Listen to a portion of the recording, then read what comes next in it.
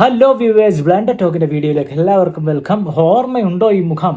ഓർമ്മ കാണില്ല, കാരണം ഞാൻ അത്ര വലിയ ഫേമസ് ഒന്നുമല്ല. ഇത് പറഞ്ഞു വരുന്നത് എന്നെക്കുറിച്ചല്ല, നമ്മുടെ സുരേഷ് ഏട്ടൻ്റെ ഓർമ്മയുണ്ടോ ഈ മുഖം എന്നുള്ള ഡയലോഗുള്ള കമ്മീഷണർ ഇതാ റിലീസിന് 4K റിലീസ് മാസ്റ്റർ ചെയ്തിട്ട് റിലീസിന് വരികയാണ്. ഒരു സമയത്ത് സെൻസേഷണൽ ഹിറ്റായി. ഇപ്പോഴും ആൾക്കാർ അതിലെ ഡയലോഗ് പറയുകയും അതുപോലെ തന്നെ അതിൻ്റെ ബാക്ക്ഗ്രൗണ്ട് സ്കോർ കേട്ടാൽ ഇപ്പോഴത്തെ ജനറേഷന് വരെ അതിൻ്റെ ഏതാ പടന്ന് മനസ്സിലാക്കി ഇപ്പോഴും ആൾക്കാർ കാണാൻ കൊതിക്കുന്നതായിട്ടുള്ള കമ്മീഷണർ സുരേഷ് ഗോപിയുടെ ആദ്യത്തെ ഒരു റിലീസാണ് കേട്ടോ. കമ്മീഷണർ എന്ന് പറഞ്ഞ പടം റിലീസ് വരാൻ പോവാണ്. അതിൻ്റെ ഒരു ടീസർ ജസ്റ്റ് ചെറിയൊരു ടീസർ സോഷ്യൽ മീഡിയയിൽ റിലീസായിട്ടുണ്ട്. ശരിക്കും പറഞ്ഞാൽ 1994 പിന്നെ സുരേഷ് ഗോപി എന്ന് പറയുന്ന ആക്ടർ ഇങ്ങനെ കത്തിരിക്കുന്ന ടൈമിൽ ഇറങ്ങിയ പടമാണ് കേട്ടോ.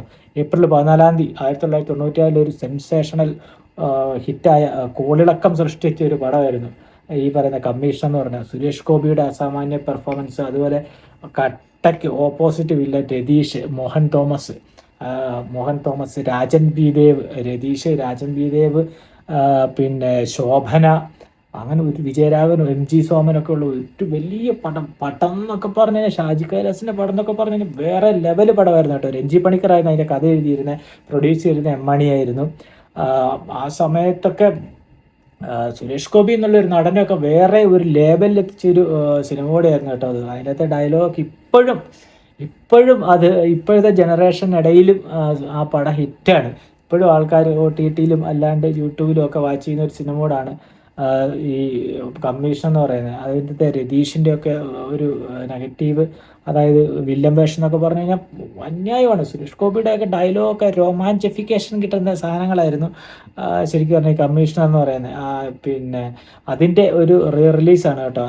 ഭരത് എന്നുള്ള ആ ഒരു പോലീസിൻ്റെ ക്യാരക്ടർ സുരേഷ് ഗോപി അതിമനോഹരമായിട്ട് അഭിനയിച്ച് വലിപ്പിക്കുക ഇത്. ഒരു നമുക്ക് ആ തീപ്പൊരി ഡയലോഗുകളും തീപ്പൊരി ബാക്ക്ഗ്രൗണ്ട് സ്കോറും ഒന്നും ഇപ്പോഴും നമുക്ക് നമ്മളാരും മറന്നിട്ടില്ല. അപ്പോൾ അതിൻ്റെ ചെറിയൊരു ടീസറാണ് കേട്ടോ. 4K മാസ്റ്റർ ചെയ്ത് പുതിയ ഓഡിയോ ഒക്കെ ഒന്ന് പൊടി തട്ടി എടുത്ത് ചെയ്തിരിക്കുന്ന ഒരു ചെറിയ ടീസർ വീഡിയോ ആണ് ഇറങ്ങിയിരിക്കുന്നത്. നമുക്ക് എന്തായാലും ജസ്റ്റ് അതൊന്ന് കണ്ടു നോക്കാം. Mahalakshmi films.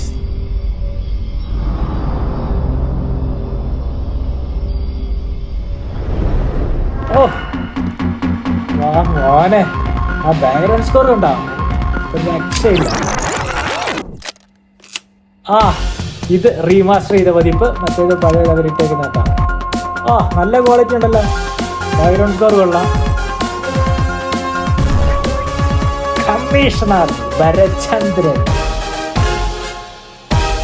Coming soon. Commissioner ചെറിയൊരു വീഡിയോ കേട്ടോ, ഇതൊരു റീമാസ്റ്റർ ചെയ്ത് റിലീസ് ഉണ്ട് എന്ന് അറിയിക്കാൻ വേണ്ടി ചെയ്ത ഒരു ചെറിയ സാധനം, വളരെ സിമ്പിൾ സാധനം. ആ റീമാസ്റ്റർ ചെയ്ത് കളർ ഗ്രേഡ് ഇട്ടേക്കുന്നതിൻ്റെ ഒരു ചെറിയ സെക്കൻഡ്സ് വീഡിയോ അവരൊന്ന് ജസ്റ്റ് കാണിച്ചു തന്നു. അത്യാവശ്യം നല്ല ക്വാളിറ്റി ഉണ്ട് കേട്ടോ. ഇപ്പോൾ ഈ പറഞ്ഞ പോലെ ഇപ്പോൾ അവർ ലാസ്റ്റ് ഒരു പടം ഇറങ്ങിയല്ലോ റീമാസ്റ്റർ ചെയ്ത്, സാമ്രാജ്യം, മമ്മൂക്കയുടെ സാമ്രാജ്യം റീമാസ്റ്റർ ആണെന്ന് പറഞ്ഞാൽ അവർ ഇറക്കിയ 3GPയുടെ ക്വാളിറ്റി പോലും ഇല്ല. പക്ഷേ ഇത് റീമാസ്റ്റർ ചെയ്ത നല്ല ക്വാളിറ്റി ഉണ്ട് കേട്ടോ. ആ കണ്ട അത്രയും പോർഷൻ നല്ല ക്വാളിറ്റി ഉണ്ട്. പിന്നെ ഓഡിയോ അവർ ലെവൽ ചെയ്തിട്ടുണ്ട്, നല്ല ഓഡിയോ സെറ്റാക്കിയിട്ടുണ്ട്, ക്ലാരിറ്റി ഉള്ള. അപ്പോൾ ഈ പടം എന്തായാലും റിലീസിനൊക്കെ വന്നു കഴിഞ്ഞാൽ ആൾക്കാർ കയറി കാണും. കാരണം ഒരു ഒന്നെന്ന് പറഞ്ഞാൽ നായകനൊപ്പം നിൽക്കുന്ന ഒരു വില്ലനോടുള്ള ഒരു സിനിമയാണ് കേട്ടോ ഇത്. നല്ല കട്ടക്കി നിൽക്കുന്ന ഒരു പടമാണ് ഇത്. എന്ന് പറഞ്ഞാൽ ഡയലോഗ് ഡെലിവറി ആണെങ്കിലും, പിന്നെ രതീഷിൻ്റെ ഒക്കെ ഡയലോഗ് ഡെലിവറി എന്ന് പറഞ്ഞു കഴിഞ്ഞാൽ ഒരു രക്ഷയില്ല. മോഹൻ തോമസ് വേറെ ക്യാരക്ടറാണ് കേട്ടോ. ഭരചന്ദ്രനോടൊക്കെ അടിച്ച് നിൽക്കുന്ന ഒരു പിന്നെ ക്യാരക്ടർ. നമുക്ക് ആ ഭരചന്ദ്രൻ ഡയലോഗ് അടിക്കുമ്പോഴും തല്ലു കൊടുക്കുമ്പോഴൊക്കെ നമുക്ക് ആ വില്ലനെ അത്രത്തോളം ആ ഹൈപ്പിൽ ഫീൽ ചെയ്യും. അമ്മാതിരി ഒരു വില്ലനാണ് അതിനകത്ത് രതീഷ്. വളരെ സൗമ്യനായിട്ട് സുന്ദരനായി ചിരിച്ചുകൊണ്ട് കഴുത്തിറക്കുന്ന ഒരു വില്ലനായിട്ട്. അതുപോലെ ഭീമൻ രഘു, അങ്ങനെ ഹെവി ക്യാരക്ടറുകളാണ് കേട്ടോ. നല്ല പടമാണ്, നല്ല സ്ക്രിപ്റ്റാണ്. അതുപോലെ അതിൻ്റെ എഴുത്ത്, രഞ്ജി പണിക്കരുടെ എഴുത്ത്, ഡയലോഗ് ഡെലിവറി, പിന്നെ ഷാജി കൈലാസിൻ്റെ ഡയറക്ഷൻ എല്ലാം കൂടെ വന്നിട്ടൊരു ഒരു പാക്കേജ് മൂവിയാണ് ശരിക്കും പറഞ്ഞാൽ. പോലീസ് സ്റ്റോറിയൊക്കെ പിന്നെ നമുക്ക് ചില പോലീസ് സ്റ്റോറിയൊക്കെ നമുക്ക് ദഹിക്കില്ല, ഒരുപാട് ഡയലോഗൊക്കെ ഉള്ളത്. പക്ഷേ ഇത് വേറെ ഒരു ലൈഫുള്ള ക്യാരക്ടറാണ് കേട്ടോ. ഈ മൂവി കൂടെ സുരേഷ് ഗോപി അങ്ങ് എന്താ ഒരു ഏറ്റവും നന്നായി കാക്കി ചേരുന്ന ഒരു ഒരു ആക്ടർ എന്നുള്ളൊരു ലെവൽ പുള്ളി ഉണ്ടാക്കിയെടുത്തു. പിന്നെ പുള്ളിക്ക് ത്രൂ ഔട്ട് എനിക്ക് തോന്നുന്നു പുള്ളിയുടെ കരിയറിൽ പുള്ളി ചെയ്തേക്കുന്ന 90% സിനിമകളും പോലീസ് വേഷത്തിലായിരിക്കും വന്നിരിക്കുന്നത്. ഇതിനിടയ്ക്ക് ബംഗാളിയിലോ എവിടെയോ ഒരു തയ്യൽക്കടയിൽ പിന്നെ ഒരു പിന്നെ അവിടുത്തെ മോഡലായിട്ട് ഫോട്ടോ വെച്ചേക്കുന്ന സുരേഷ് ഗോപി പോലീസ് യൂണിഫോം ഇട്ടിട്ട് നിൽക്കുന്നതായിരുന്നു. അത് ഏതോ ഒരു പത്രത്തിലും ന്യൂസിലും ഒക്കെ വന്നിട്ടുണ്ടായിരുന്നു. അവർക്ക് തന്നെ അറിയില്ല ആരാന്നുള്ളത്. പക്ഷെ അവർ നെറ്റിൽ നിന്ന് ഒരു പക്ഷേ റെഫർ ചെയ്തെടുത്തായിരിക്കും പോലീസ് വേഷത്തിലുള്ള ആക്ടറിനൊക്കെ കൊടുത്തു കഴിഞ്ഞാൽ പക്ക സുരേഷ് ഗോപിയുടെ ആയിരിക്കും ആദ്യം വരുന്നത്. പക്ക പോലീസ് യൂണിഫോം ഇത്രത്തോളം മാച്ചാകുന്ന വേറൊരു നടൻ മലയാളത്തിലില്ല. അത്രത്തോളം പോലീസ് യൂണിഫോം ഇട്ട് കഴിഞ്ഞാൽ സുരേഷ് ഗോപി എന്നുള്ളൊരു ആക്ടർക്ക് സ്യൂട്ടാണ്. അതുപോലെ തന്നെ ഡയലോഗ് ഡെലിവറി നല്ല സ്ഫുടതയുള്ള നല്ല എന്താ പറയുന്നത് തീ പാറുന്ന ഡയലോഗാണ് കേട്ടോ പുള്ളിയുടെ. അത് കേട്ട് കഴിഞ്ഞാൽ നമുക്ക് തന്നെ ഒരു ഇമ്പാക്റ്റ്, നമ്മൾ തന്നെ ഒരു ഗൂസ് ബംസ് അടിച്ചിരിക്കും.